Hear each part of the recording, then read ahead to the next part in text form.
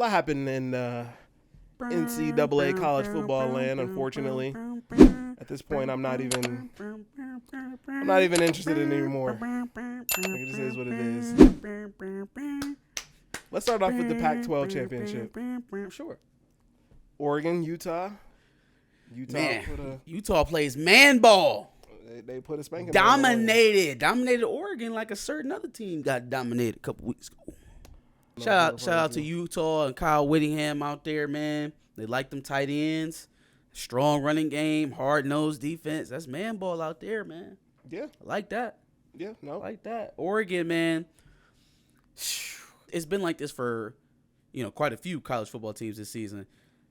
Early on in the season, like the landscape was so different. So different for a lot of teams. Oregon, for Oklahoma, at the beginning of the season for LSU even. Like, man, it just, the outlook was Notre Dame. The outlook was so different. And with Oregon coming from a place, if I would have told you being an Oregon fan that, all right, through 6 weeks you're going to be undefeated with a win over a top 10 Ohio State team on the road under your belt, you're going to be, we in the college football playoff. We there. Yikes. Not even close. Even close. So that's a disappointment. And then on top of that, Mario Cristobal is talking to Miami. Is he? He is. And they haven't even fired Manny Diaz yet. They still have a coach. Their offensive coordinator is actually getting hired by Akron. Moorhead, Joe Moorhead. Yep. So, they just all out. The whole coaching landscape of things just kind of completely shifted. Man. Marcus Freeman is now at Shout out to Marcus Dame. Freeman. Congratulations to Marcus Freeman. That's going to probably be the only person I congratulate. Damn. Brian Kelly is LSU? Man, I almost said USC. What a POS. Imagine sitting down and a Notre Dame recruit nonetheless, in his living room, speaking to this man as you are communicating with your agent about taking a job at LSU. Like the balls, the brazenness. Don't try and convince me that he got a phone call while he was on a recruiting trip and then everything changed all of a sudden and he immediately left the house and told the player what was going on and immediately got back to his players as soon as he could. You signed for 10 years, north of $100 million. Mm-hmm. 0% chance you didn't speak to the athletic director, the president, whoever. You didn't see them face to face, look at prospective areas to live. You don't sign up for that amount of money for that long, not meeting the people that you're going to be working for. That's bullshit. Yeah, bullshit. Sure. Bullshit. It has probably been going on for quite a while. And you know what? It's not even the fact that he went to LSU. Brian Kelly's been. It surprised me when they said it because I hadn't realized he'd been there that long. He's been there 12 years. Mm-hmm. Mm-hmm. Lloyd Carr coached at Michigan for 13 years, so he's been there for a really fucking long time, and he's the winningest coach there. Mm-hmm. Why couldn't you coach your bowl game with these guys? Like, still in the middle of the season, and not only that, had a legitimate chance to make the playoff. The team found out through social media. They didn't even find out from him. Yeah. So he didn't even give them any kind of fair warning before everybody found out. Then you got the unmitigated gall to call a 7 a.m. meeting on a Sunday. Bullshit. On a Sunday, on the Lord's Day. Just so you can tell us that we are one of the 4 best teams in college football and nobody should doubt that and we shouldn't hang our heads. That is nuts. Just so you can go to LSU and tell them that they have the best talent in the country. So who the fuck, you know what I mean? Like that's the thing, right? It's not that he took another job. It's not that he took a better opportunity. It is the fact that you looked these kids in their face when you recruited them and you told them all of this stuff, right? The same thing you was doing this weekend when you got this job, or last weekend when you got this job. And you tell them something, and you expect to be able to trust that person because I hear a lot of people talking about it, and it's like, well, yeah, it's a business. The players are able to enter the portal, so the coaches should be able to leave like that too. And it's like, well, number one, when a player quits in the middle of the game, you crucify him, and it's rare that he ends up getting an opportunity at another school. So there's that. But also, the player does not have a particular duty to a coach other than working as hard as he can and doing the best he can on the field and in the classroom. That's a relationship that's not reciprocal, right? The players don't have a duty to the coaches, but the coaches do have a duty to those kids. When you come out here and you sit in these parents' living rooms and you tell them that you're going to take care of their kids, because that's what it is. Mm-hmm. They're sending their 18, 17-year-old kids to live with you, essentially, mm-hmm. to be under your care. For 3 years. You know, they're growing to be adults, but you're sending children out into the world with this person who's promising you the world. He's promising you millions. And you told me that you was going to be there, that you were going to get my son to the NFL. Mm-hmm. I didn't expect you to not ever take another job, but I expect you to at least see the season through. Yeah. Yep. You told so if you were a Notre Dame recruit and Brian Kelly told you when he was recruiting you that he was going to get you to the college football playoff, then he's a fucking liar. Not because they didn't make it there, but because he quit before they even had an opportunity to see if they were going to be there. Which is to go to LSU, what bowl game is LSU playing in? Did they make a bowl? LSU is playing Kansas State in the Texas Bowl. Ooh. Is Brian Kelly going to coach it? He is making his coaching debut in the Tax Act Texas Bowl. He better be. That's nuts. Better be. He coached for 2 different teams this season. Yeah, that's nuts. Like, don't talk to me about transfer portal. There's no transfer portal out there that'll allow you to do that. Yeah. It's crazy. So that's Brian Kelly. And then Lincoln Riley is worse. I do not understand why a single Southern Cal fan is excited about this. I don't get it. And Spencer Rattler's in the transfer portal too, Well, you would expect that because Lincoln Riley recruited him, but then he also benched him. So I can't follow Lincoln, but my bridges are burned here in Oklahoma. So, yeah, but where he goes is going to be pretty important. I think he should take a flyer on LSU with Brian Kelly. Okay. I think he should take a flyer down there at LSU. That would be who do they have at quarterback? No one. Yeah. No one. But with Lincoln Riley has been to the playoffs 2-3 times, I think. Gotten blown out every time. And it wasn't because of his number 1 overall prospects at quarterback, his future NFL stars that he molds there. It's because his defense is absolutely putrid. Yeah. Yep. Has been, always will be. He took him to USC, y'all. He took his DC to USC. He took Alex Grinch with him. It's not going to get no better. Mm-mm. It's not going to get no better. He's taking the same guy with him. The same things you saw in Oklahoma. High-flying offense, Heisman Trophy quarterbacks. They'll score 1 million points. They'll get to the playoff, and they'll get drugged because they can't stop anybody. That'll be USC's fate. But at least they'll get to the college football playoff so that they can get destroyed. And they'll have to play teams like Oregon and Utah. Right. That play man ball. Yeah. They run the football out there in the pack. Mm. It's not the pack of yesteryears where, they're throwing it 1 million times a game. Andrew Luck, Matt Barkley, or Marcus Mariota. Them guys ain't out there. Yeah. Them guys ain't out there. They're running the football out there. That is a fact. Oklahoma State lost to Baylor. Baylor. In the Big 12 championship. Yeah. And they lost just barely. Just barely. But you know what? If you have 6 tries or 5 tries, however many it was, from the 1 yard line to get in, and because this is an indictment on Gundy, you don't have the wherewithal to try a quarterback sneak on any of those tries, none of them. You had 5 tries from the 1, and no play call ends up being quarterback sneak. Running back jam the quarterback's ass into the end zone on 1 go. Nope. I've never been an offensive coordinator in my life. I've only ever called on NCAA and Madden. But you would have tried that at least. Fam, it's not that difficult. You needed 6 inches, literally, just fall. But they couldn't do it, man. And they looked bad offensively a lot of the day. I didn't know if Baylor was just a great defense or if Oklahoma State's offense sucked. Cincinnati beat Houston, pretty much stamping their way into the playoffs. Yep, good win. Congratulations to Houston and Desmond Ridder and Luke Fickell. Would have loved to have gotten you guys out of here in the Citrus Bowl, but they seem to want to have the path for Michigan to win a national championship to go through not only Georgia but Alabama. So Anyway, shout out to Luke Fickell. Jesus Christ. We can't even bask in the collective Big Ten bias that they hold against us because you so busy. Bruh, it's over. We already, we can collectively move on and just talk about Big Ten football now. I've already told you, if it was literally anybody that's trifling. else, That's trifling. That's I terrible. root for anybody who's playing. You should want Michigan to beat Georgia for the Big Ten's reputation. You know what? You're absolutely right. You are right.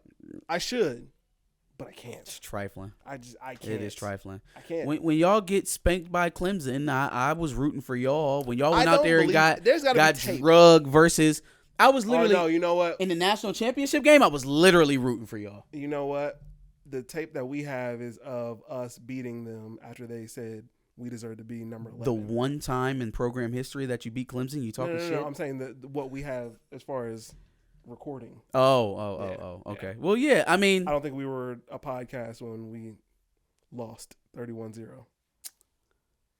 Shit, I forgot that even happened. Actually, I seen a score of that on Twitter, and I was like, them niggas lost 31-0 to Clemson before? It's okay. Shite. You guys will lose to Georgia worse. Why? Anyway, so Cincinnati beat Houston, and then the next game was Bama versus Georgia. Mm-hmm. Which what happened in that game, Josh? Tell us what happened in that game. Bama did their fucking thing. They did their fucking thing by 17 points. Huh? Who did they do it against, Josh? They did it against the Georgia Bulldogs. The Georgia Bulldogs. Who else did the Georgia Bulldogs beat that was better than Alabama, Josh? That was better than... Or even I'll give you as good. Nobody. Okay. Nobody. Yet Michigan's going to lose to Georgia, right? Yes. Okay. Yes. Okay. Let's talk about the Big Ten Championship then. You guys beat a number... Who's you guys? 16 Michigan. Beat a number 16 Iowa in the Big Ten Championship. Okay, thank you. All right. Yep. What was the score? What was the final? 42-3. Holy shit. Which, great second half by Michigan. Boring as fuck. Yeah. That game was boring. No, it was definitely... I was only enthused because every score we were getting closer and closer to handling the trophy. So it was sure. All right, it wasn't well, you know what? I'll take that back because the first quarter was dope. The first quarter was exciting as fuck. Yeah, well, because Iowa was actually playing, and then you guys were playing the whole game, but we had those two big plays in the first quarter. So the first quarter was dope. Yeah. Then the second quarter, we got lulled to sleep a little bit. It was exciting, but it still was 14-3. Like, it wasn't. Those two plays were it. Yeah, and you guys didn't have like your best half. Obviously, the second half was probably the best half. Yeah, I think. I mean, you guys in a while. For sure. I mean, like I said, first quarter was fine. Second quarter was a little slow. Second half, we put it on them. I was like, we man, just pulled it. Just pulled away. Just pulled away. I mean, but that's a Michigan Iowa game. No, it is. It absolutely. I can't deny that fact. Sure. That if I had to look at a Michigan Iowa game on paper and then saw the score the next day, I'd be like, yeah, that looks about right. Congratulations to Hassan Haskins for setting the single season touchdown record. Not done. All right, so congratulations to him. Shout out to Jim Harbaugh winning his first Big Ten championship. First team to ever do so and make the college football playoff coming from unranked. The AP ranking is bullshit. Preseason rankings are bullshit. This team was unranked at the beginning of the season. First team to ever make the playoff coming from unranked ever. But is it bullshit in the sense that y'all were unranked this year? Yeah. That we were unranked? Fam, UTSA and Coastal Carolina were ranked this year. They were ranked, but they didn't start off the season. Yes, they did. Coastal Carolina did. I don't think UTSA did. Oh, sorry, not UTSA. Coastal Carolina did. But they started ranked 15. But what did Coastal Carolina do last year? It doesn't matter because what you did last year, very obviously, does not dictate what you do this year. True. It's a very poor barometer. But they had to rank it off of something. That's why preseason, because there's no information to base it off of, so we really shouldn't do them.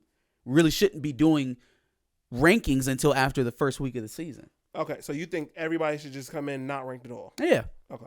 Yeah, absolutely. Okay. Because what like you just said it has to be based off of something, but we can't use the prior season to determine what's going to happen in the following season.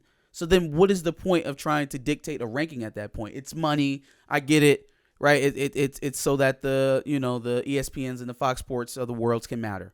I think it also makes, for casual fans, it makes it easier to follow. But that's the point, right? Is to bring in the casual fans so that they have a way to follow the sport without actually watching it. Yeah. So that's ESPN, Fox Sports. It's all the conglomerates and how they make their money. But it doesn't actually mean anything. It doesn't mean shit. Clemson was ranked top 5 this season. They're playing in the fucking Cheeto Bowl. Cheez-It Bowl. Cheez-It Bowl, excuse me. Put some respect on the cheese. No, I will not. I will not. I refuse. Anyway, was there any other championships that we need to talk about? Was that 5? Those were all the ones that mattered. There was the ACC championship game. There was the ACC championship game. There was also the Mountain West, which unfortunately my boy Brady Holt, come on man, San Diego State couldn't bring it in. They got ran by Utah State. Oof. It was like 40-something to 3 or 40-something to 6. Yikes! It was bad. Yeah, man, the whole state. You better be scared of Utah. They ain't fucking around. That's the Utah, whole state of Utah. They not fucking around. I'm not afraid of them. All right, bro. Anyway, it's the glaciers melting. They going crazy. Are they? Yep. Anyway, so that all lined up to make number 1 Bama, number 2 Michigan, number 3 Georgia, number 4 Cincinnati. Bullshit for 2 reasons. The obvious one is Michigan, right? We were ranked number 2. 42-3 win in our championship game. I understand that Bama had a 17-point victory versus the number 1 team. Here's the problem. Does that erase the prior 3 or 4 weeks that had Alabama ranked at 3? You slid them down because they were performing at a subpar level.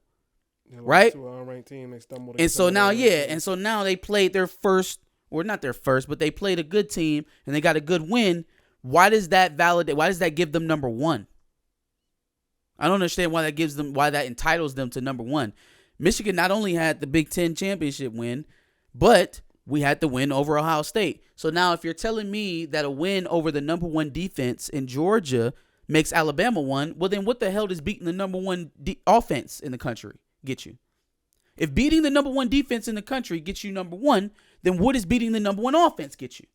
I mean, first of all, I think we obviously know there's a clear SEC bias. Yeah, that's some bullshit. We should be getting Cincinnati in the first round. But you know what? I guess it's fair to make Michigan play through Georgia and Alabama to get to a national championship, right? That's crazy. That's fine. That's fine. Because we don't want to have a SEC rematch, but we'll set it up to have a SEC national title game. No SEC rematch. We don't want to seem biased, but we'll set them on opposite ends of the bracket so they can meet in the championship game. It should have been Georgia, Alabama rematch in the Cotton Bowl, Cincinnati, Michigan in the Orange Bowl. But as it stands, we get Georgia and we get Stetson Bennett, right? If they don't make a change to do you think they'll come back out with Stetson, or they make a change to Daniels? Ooh. I think they stick with Stetson, see if he starts to fuck up, and then I think at that point they make their If we can get him to change quarterbacks, then we're going to be in there. We'll definitely be in there because Daniels is definitely the less mobile quarterback. Mm-hmm. And I did not realize that Stetson Bennett was that small. Mm-hmm. I didn't realize he was that slight of build. Homie is like 5'10". Legit. Oh, I didn't know that either. He's small. I definitely thought he was over 6. He's small. If he's 6 foot, it's because he has on 2-inch cleats.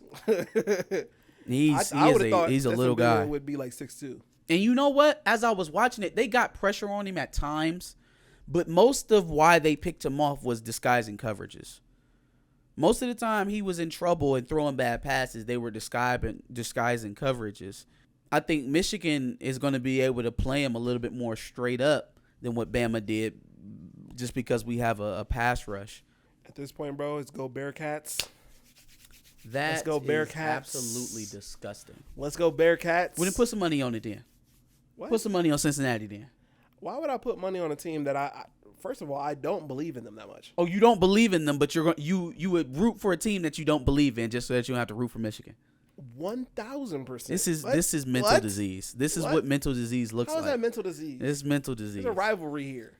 We have already vanquished you. Take your vanquishment. Stop trying to live vicariously through Cincinnati. They not going to get that dub back for you. Just root for the Big Ten. Fall in line like you're supposed to.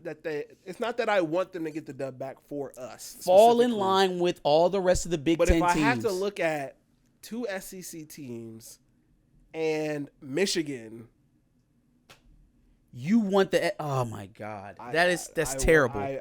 It's a long shot. It's a long shot. Let me tell all of our Ohio State viewers that view this channel, I fully expect for Ohio State to beat Utah. I hope y'all do, because y'all are representing the best conference in college football, which is the Big Ten. So after we've spanked that ass and that game is already over, please go and win your bowl game to make us look better. You know what it is?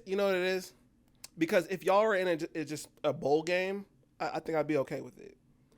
But y'all might have a chance at a national championship, and you guys are already feeling yourself. You don't want to. How am I feeling? First of all, it's not just you. Michigan Nation, Wolverine Nation is already feeling themselves way too much because we have a chance to go to the national championship. Yes. Come on, man. You guys feel yourselves every year, whether you're going to win the Natty or not. Sure. Every year. Sure. Just eat your humble pie. Let us be happy and root for us. No. Damn. Can't even do it. See? If y'all was in the Rose Bowl or the Fiesta Bowl or whatever. Nah, Rose Bowl's for Big Ten losers this year. I'm rooting for y'all in that situation. Playoffs not at the Rose Bowl this year, so. If y'all in the playoffs and we're not in the playoffs, fuck y'all niggas. Make sure you give us your college football playoff predictions. Who you got? You got Big Blue, Georgia Bulldogs, Bama. Who else? Who did I forget? Cincinnati. My bad. That was not purposeful. I promise you it was not. Who you got winning it all? Tell us in the comments below. Make sure you check out our playlist down below full of all of our college football takes from the year. And to the left, there's probably another college football video that you probably want to check out.